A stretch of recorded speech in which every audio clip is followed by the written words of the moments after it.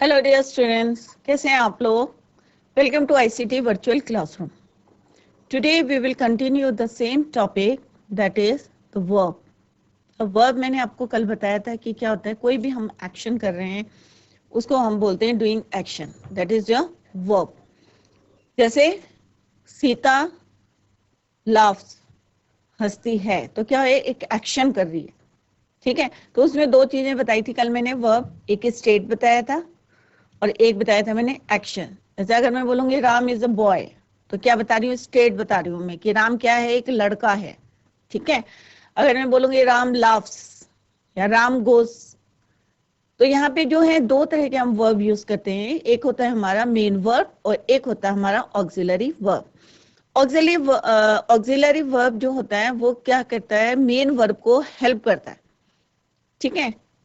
कई जगह जो है हम, जैसे होता है ना, स्टेट बताने के लिए यूज करते हैं। जैसे अभी बताया राम इज अ बॉय या ही इज डैड। ठीक है। तो इस तरह से हम जो है ऑक्सिलरी वर्ब करते हैं। और जो मेन वर्ब होता है, जैसे लव हो गया, सिंग हो गया, रन हो गया, ठीक है, तो इसको बोलते हैं हम मेन वर्ब। तो मेन वर्ब जो है हम इंडिविजुअली भी यूज कर सकते हैं, बट जो हम इज आर जो है इसको इंडिविजुअली यूज नहीं कर सकते हैं अलग से। मतलब जैसे हम, मैं बोलूंगी राम इज, तो मीनिंगलेस है, इनकम्प्लीट मीनिंग है। Ram is, he is, he was, तो क्या है, ये इनकम्प्लीट है। परंतु अगर मैं बोलूंगी ही लव्स, ही रन्स, तो मीनिंग पूरा है कि वह दौड़ता है। ठीक है, तो इज इट क्लियर। तो आज हम पढ़ेंगे ट्रांजिटिव एंड इंट्रांजिटिव वर्ब। तो let's go to smart board screen. Class sixth, कल का हम कंटिन्यूस में करेंगे, इसको कंटिन्यू करेंगे। ठीक है।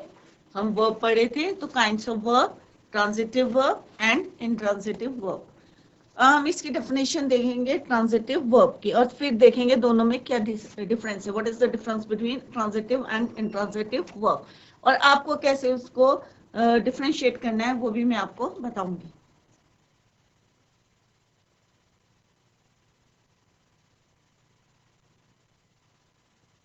ठीक है। तो ट्रांजिटिव वर्ब की डेफिनेशन है,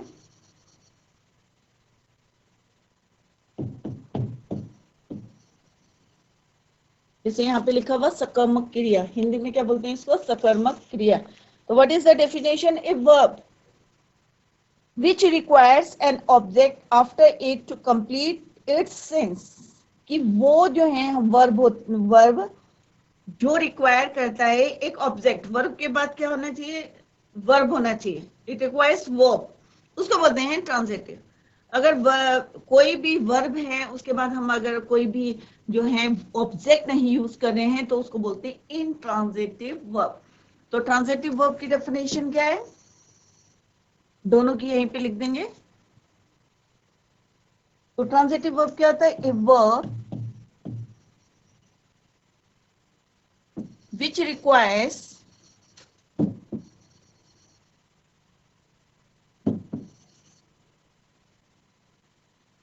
an object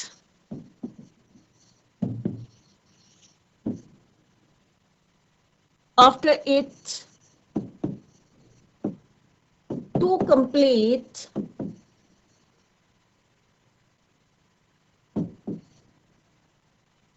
its sense। मतलब पूरा जो है, मतलब सही होना चाहिए उसका मीनिंग जो है। अब फॉर एग्जाम्पल करेंगे तो इससे जो है आपको और भी ज्यादा क्लियर हो जाएगा कि यहाँ पे मैंने क्या लिखा है कि verb which requires an object, कि कोई भी वर्ब है उसके बाद उसको जो है ऑब्जेक्ट की जरूरत होती है to complete the meaning of that sentence. जो भी सेंटेंस लिखूंगी उसको जो है कंप्लीट बनाना है सेंस को, तो उसके बाद हम क्या यूज करते हैं, वर्ब को यूज करते हैं, तो उसे बोलेंगे हम ट्रांजिटिव वर्ब। तो अभी आप जो है इसको ध्यान से देखें कि कहाँ पे क्या बताया जा रहा है, क्योंकि आगे भी जो है यही चीजें जो है आपको फिर से पढ़नी है। तो फॉर एग्जाम्पल इसका एक छोटा सा मैं एक फॉर्मूला बताती हूँ कि subject action word plus object. Action word means main object को यूज करते हैं और after that we have to use object. तो यहाँ पे एक सिंपल सा फॉर्मूला दे रही हूँ मैं आपको, उसको लर्न करें। सब्जेक्ट प्लस एक्शन वर्ड, और you can say main verb. ठीक है, एक्शन वर्ड यहाँ पे लिख देते हैं मेन वर्ब।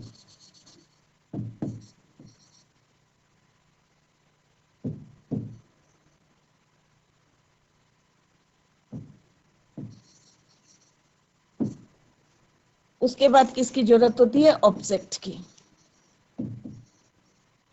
अगर खाली सब्जेक्ट और मेन वर्ब होगा देन इट इज इंट्रांजिटिव। ठीक है, तो ये एक जनरल फॉर्मूला मैंने बताया, एक सिंपल सा मतलब मेथड बताया है कि सब्जेक्ट, एक्शन वर्ड और ऑब्जेक्ट होगा तो आप लिखेंगे ट्रांजिटिव। अगर सब्जेक्ट और एक्शन वर्ड होगा खाली तो होगा ये intransitive. For example, he through a ball.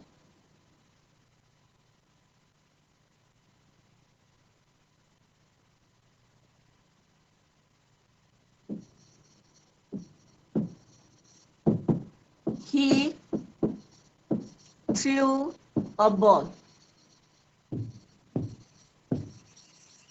अब जैसे मैंने फॉर्मूला बताया आपको, सब्जेक्ट, एक्शन वर्ड, ऑब्जेक्ट। अब एक्शन वर्ड क्या है इसमें? मेन वर्ब क्या है? थ्रू, फेंकी। उसने क्या बोला? एक बॉल फेंकी। ठीक है, तो ही इज योर सब्जेक्ट। ही क्या है आपका बच्चों? सब्जेक्ट है। थ्रू जो है आपका मेन वर्ब हो गया और ऑब्जेक्ट क्या हो गया आपका? बॉल। क्या फेंकी? ठीक है, उसने क्या फेंका? तो क्या फेंका? बॉल। तो मेन वर्ब क्या है? Through. He is your subject, वो is, ball is your object. Clear? ये सम मोर एग्जांपल।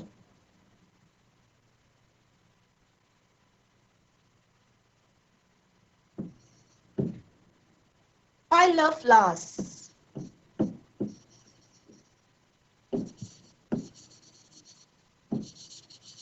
पहले सारे सेंटेंस लिख लेते हैं, then I'll tell you which one is verb and which one is your subject and object. The man killed a snake.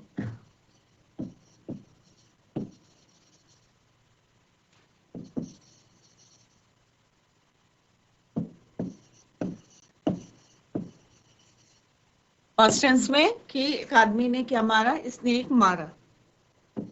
Yeah? The boy opened the door. The boy opened the window. खिड़की खोली।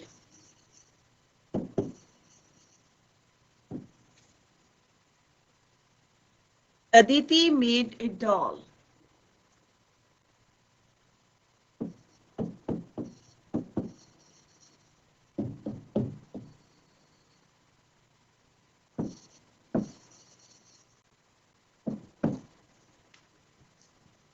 अब आई क्या है आपका? Subject. Love क्या है आपका? Main verb. Flowers क्या हो गया आपके? Object.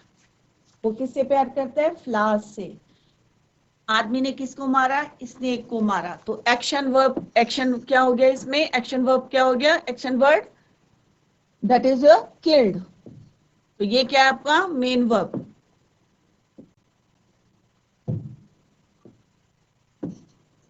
Main verb. And snake क्या हो गया आपका? ऑब्जेक्ट। एंड मैन क्या हो गया आपका? सब्जेक्ट। तो आप देखेंगे कि सब्जेक्ट भी है, मेन वर्ब भी है और ऑब्जेक्ट भी है। तो ये वाले सेंटेंस क्या कहलाते हैं? हमारे ट्रांजिटिव, सकर्मक है। राइट? बॉय क्या है हमारा? सब्जेक्ट। ओपन एक्शन वर्ब है, मेन वर्ब हो गया। विंडो क्या हो गया आपका? ऑब्जेक्ट। उसने क्या खोली? विंडो। अदिति ने क्या बनाया? सब्जेक्ट। मेड क्या हो गया आपका? Main verb. और डॉल क्या हो गया? ऑब्जेक्ट। तो जो भी हमारे ट्रांजिटिव वर्ब्स होते हैं तो इनको हम क्या बोलेंगे? Transitive verb. क्योंकि कोई भी ट्रांजिटिव वर्ब होता है उसके बाद क्या चाहिए हमें? Object. Clear? Second is your intransitive verb.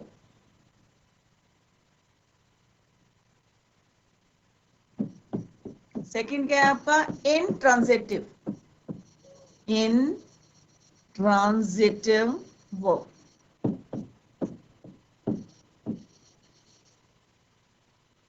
ठीक है, तो intransitive verb क्या होते हैं? डेफिनेशन क्या है इसकी? A verb which does not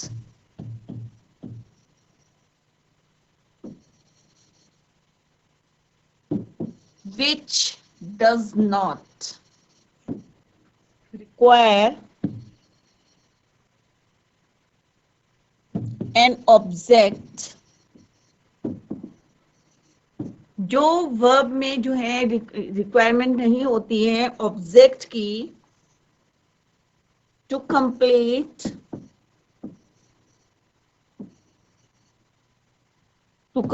its sense,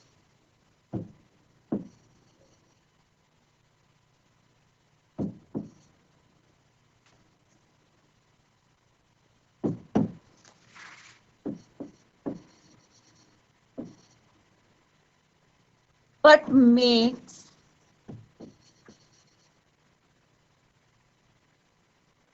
good sense by itself. ये नहीं है कि उसमें अगर ऑब्जेक्ट नहीं है तो उसका मीनिंग नहीं है, इनकम्प्लीट मीनिंग है। नो, उसका क्या होता है? कंप्लीट मीनिंग होता है अपने आप। जिसे मैं बोलूंगी ही लाफ्स, वो हंसता है, तो कंप्लीट मीनिंग निकल रहा है, उसमें ऑब्जेक्ट नहीं है।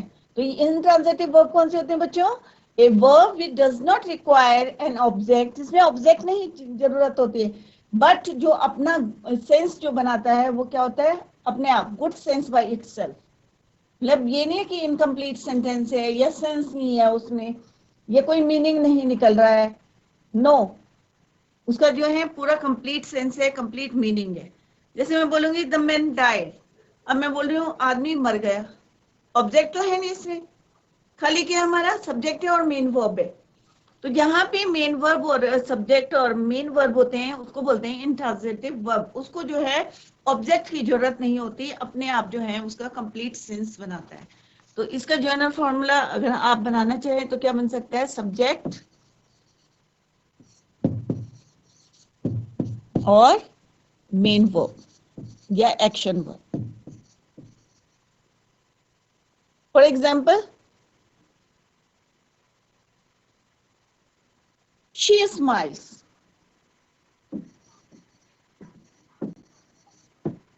she smiles.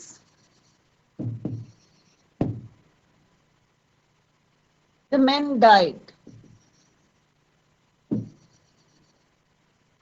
the man dead. ठीक है, मर गया। The sun shines,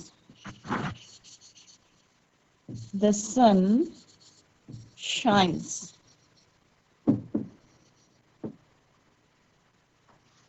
अब इसमें देखते हैं हम, शी क्या है आपका सब्जेक्ट, स्माइल्स क्या हो गया आपका main verb. Similarly this is your subject and this is your main verb. इसमें कोई ऑब्जेक्ट नहीं है परंतु मीनिंग पूरा है, आपको कंप्लीट सेंस मिल रहा है, कंप्लीट मीनिंग मिल रहा है। शी स्माइल्स, वो मुस्कुराती है। द सन शाइन्स, सन क्या करता है? चमकता है, सब्जेक्ट, और ये क्या है आपका मेन वर्ब। तो इनको हम बोलते हैं इंट्रांजिटिव। तो बच्चों क्लियर हो गया होगा आपको, ट्रांजिटिव में हम क्या यूज करते हैं? Subject, main verb and object. And transitive में खाली सब्जेक्ट और मेन वर्ब। ठीक है, या द गर्ल्स स्माइल्ड, गर्ल क्या है? गर्ल्स क्या है? सब्जेक्ट है। स्माइल क्या है आपका? मेन वर्ब है। अब जो है कुछ जो है फैक्ट्स बताऊंगी मैं आपको, सारे बच्चे जरा ध्यान से देखें कि some important facts of verb. अब फैक्ट्स ऑफ वर्ब क्या होते हैं कि जो ट्रांजिटिव वर्ब होते हैं उसमें हमें क्योंकि ऑब्जेक्ट यूज करते हैं तो दो तरह के ऑब्जेक्ट्स होते हैं। एक होता है डायरेक्ट ऑब्जेक्ट, जैसे मैं डायरेक्ट बोल रही हूँ शी गेव एन एप्पल। ठीक है, अगर मैं बोलूंगी she gave me an apple, तो यहाँ पे I am talking about two object कि शी गेव मी क्या हो गया? इनडायरेक्ट हो गया, an apple is your direct. तो क्या है कि डायरेक्ट और इनडायरेक्ट दो ऑब्जेक्ट हम कैसे यूज करते हैं वो मैं आपको अभी बताऊंगी। ठीक है, और अगर डायरेक्ट बोलूंगी शी गेव एन एप्पल, उसने मुझे एक एप्पल दिया, तो मैं डायरेक्ट बात कर रही हूँ। ठीक है, और she gave me an apple. तो आई होप आप लोगों को ये क्लियर हो गया होगा transitive and intransitive.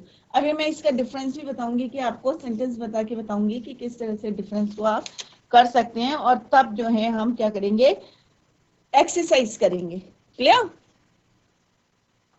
Some important facts, अब ये सारे बच्चे सारे ध्यान दें और घर में जाके जरूर रिवाइज करें इसको। सम फैक्ट्स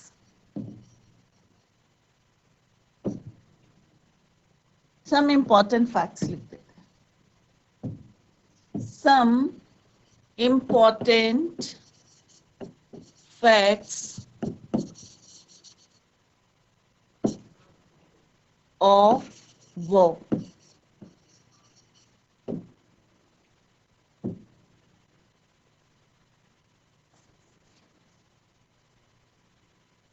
ट्रांजिटिव वर्ब का मैं बता रही हूँ आपको, रूल 1।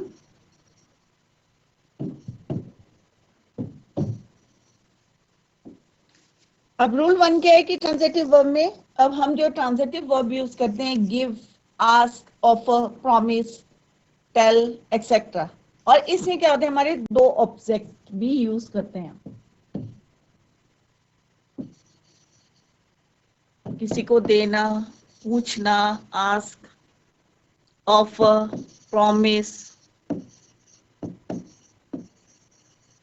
अगर इस टाइप के क्वेश्चंस होते हैं तो उसमें दो ऑब्जेक्ट्स को हम यूज करते हैं, tell, etcetera, then we use two objects. ठीक है, एक होता है हमारा डायरेक्ट और दूसरा होता है हमारा इनडायरेक्ट। डायरेक्ट ऑब्जेक्ट जो सीधे सीधे हम जो है बात कर रहे हैं, direct object, and second is your indirect object.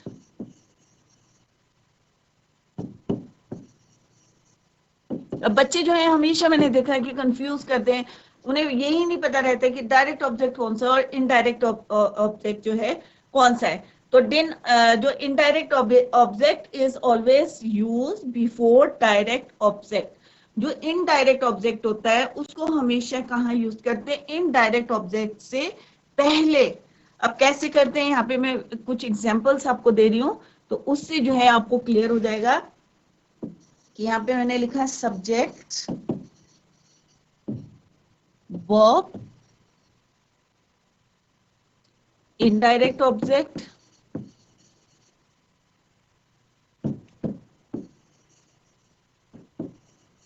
और डायरेक्ट ऑब्जेक्ट।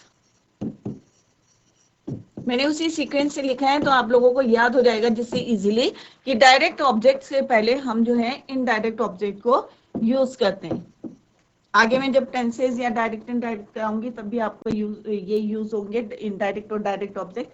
तो अभी आप जो है ध्यान से देखें इसको कि किस तरह से मैं आपको यहाँ पे बता रही हूँ। तो सब्जेक्ट सबसे पहले आता है सब्जेक्ट, फिर वर्ब आता है, फिर इनडायरेक्ट ऑब्जेक्ट होता है और फिर then direct object. For example,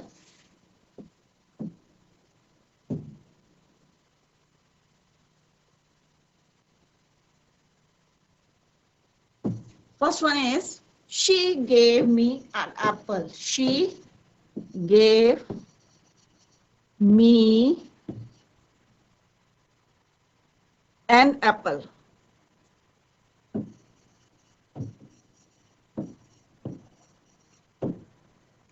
Next, the teacher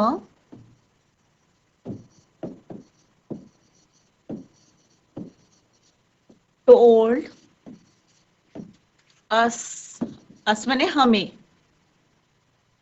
a story. Teacher ने हमें एक स्टोरी सुनाई। Next is I offered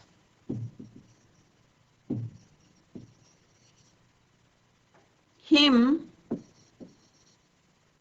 some money.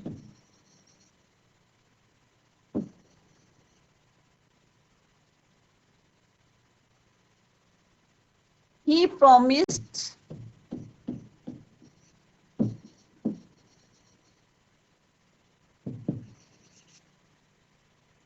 us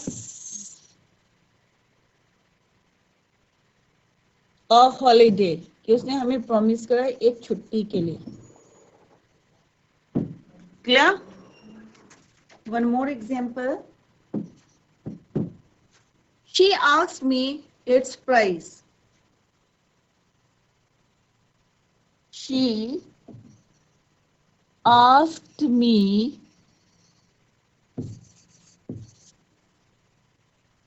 its price. तो यहाँ पे एग्जाम्पल से आपको क्लियर हो गया होगा कि किस तरह से हम इनडायरेक्ट ऑब्जेक्ट को किससे पहले यूज करते हैं, before the direct object. Very simple. She gave me an apple. अगर मैं डायरेक्ट बोलूंगी, इनडायरेक्ट नहीं बोलूंगी. She gave an apple. ठीक है, उसने एक एप्पल दिया.